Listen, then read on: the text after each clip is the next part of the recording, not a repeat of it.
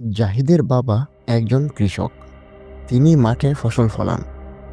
তবে ইদানিং রাতের বেলা জাহিদের এলাকায় ফসল চোরের উপদ্রব খুব বেড়েছে। কষ্ট করে ফলানো এই ফসলগুলো চোরের হাত থেকে বাঁচাতে জাহিদের বাবা প্রতিদিন রাতের বেলা জমি পাহারা দিতেন। এভাবেই চলতে থাকে কিছুদিন। তবে হঠাৎ করেই অসুস্থ হয়ে পড়ে জাহিদের বাবা। তাই তিনি আর জমি পাহারা দিতে আসতে পারেননি। তাই বাধ্য হয়েই জাহিদকে জমি পাহারা দিতে হয়। সময়টা ছিল শীতকাল।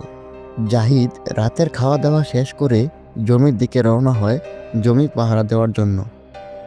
জমিতে গিয়ে জাহিদ এদিক সেদিক ঘোরাফেরা করতে থাকে এবং জমি পাহারা দিতে থাকে।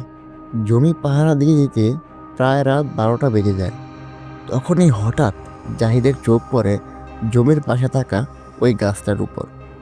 তখন জাহিদ যা দেখতে পায় তা দেখার জন্য সে কখনোই প্রস্তুত ছিল না।